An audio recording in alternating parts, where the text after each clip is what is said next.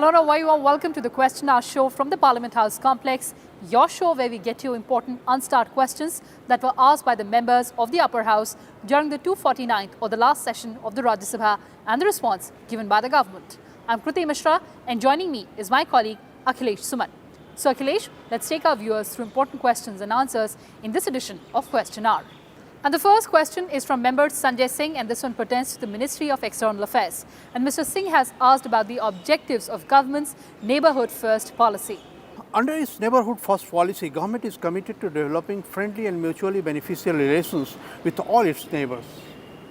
India is an active development partner and is involved in several projects in these countries. India's policy of Neighbourhood First focuses on creating mutually beneficial, people-oriented regional framework for stability and prosperity. Our engagement with these countries is based on a consultative, non-reciprocal and outcome-oriented approach which focuses on delivering benefits like greater connectivity, improved infrastructure, a stronger development cooperation in various sectors area, security and broader people-to-people contacts. With Pakistan, the government desires normal neighbourhood relations and is committed to addressing all outstanding issues bilaterally and peacefully in accordance with similar agreement and Lahore Declaration. However, any meaningful dialogue can only be held in an atmosphere free from terror, hostility and violence. The onus is on Pakistan to create such a conducive atmosphere. So Kriti, you can understand that what neighbourhood policy of India is. And the next question, Kriti, again is going to External Affairs Minister. And the question is asked by Rita Banerjee. He is asking whether it is a fact that government is promoting any particular Indian official language in the United Nations. Well, again, the government has given a very detailed reply to this question, and the government goes on to say that it is making efforts for the promotion of Hindi as an official language of the United Nations and its propagation worldwide. Government of India signed an MOU with the UN Secretariat in March 2018 for an initial period of 2 years for increasing the volume and frequency of Hindi content produced by the UN to serve Hindi language audiences around the world. In July 2018, UN launched Hindi versions of its social media content on Twitter, Facebook and also Instagram. Hindi website of UN News was initiated on the occasion of World Hindi Day in January 2019. The UN News audio bulletins in Hindi, UN Radio are also being released on a weekly basis. The government further says that in addition, Indian leaders have delivered statements at the UN in Hindi, including Prime Minister's statement at the 69th UN General Assembly in September 2014 and at the UN Sustainable Development Summit in September 2015. Let's move on to the next question that has been asked by member KD Singh, and this one pertains to the Ministry of Human Resource Development. And Mr. Singh has asked whether there's any proposal to introduce smart education method in education system in India. Right. In order to provide good quality education by effective use of technology and telecom services, the Central Advisory Board of Education, CABE, in its meeting held on 15th and 16th January 2018, resolved to launch Operation Digital Board. An expert committee was constituted to prepare the concept note and an approach paper defining specifications, modalities, financing system for this project. The expert committee has given its recommendations, which are under active consideration of the government. And the next question, Kriti, is being asked by Sanjay Raut. He is asking Minister of Communications whether any high-level committee on 5G has asked to go for 5G trials immediately, with all opposed to include Chinese vendors due to security concerns. Well, the government in the reply says that an inter-ministerial high-level forum for 5G in India 2020 was constituted in September 2017 to articulate the vision of 5G in India and to recommend policy initiatives and action plans to realize this vision. The high-level forum submitted its report titled Making India 5G Ready in August 28. Based on the report, the government is creating an enabling framework for deployment of affordable and secure 5G services in India. A subcommittee on 5G and technology trials having representatives of relevant departments, ministry has there been constituted under the chairmanship of Principal Scientific Advisor to give recommendations on various issues including security related to 5G, technology and trials in India.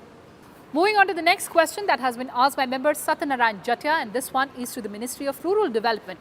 And here comes a very interesting question by the member, and the member says and asks about the key dimensions of concept of reformation of rural India, along with the action plan, expenditure, time-bound program, and also how the government plans to complete this program.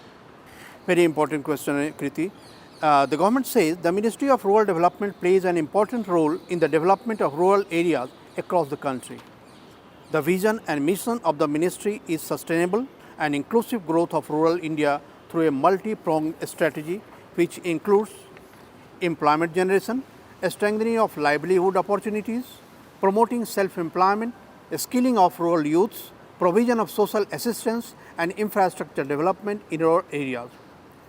With this end in view, the ministry inter alia is implementing Mahatma Gandhi National Rural Employment Guarantee Scheme, Deen Dayal Antyodaya Yojana, National Rural Livelihood Mission, Deen Dayal Upadhyay Gramin Kaushal Yojana, Pradhan Mantri Awas Yojana, Gramin Pradhan Mantri Gram Sadak Yojana, Syama Prasad Mukherjee National Rural Mission, National Social Assistance Program. Implementation of these programs is a continuous process and the progress is monitored through a robust monitoring mechanism.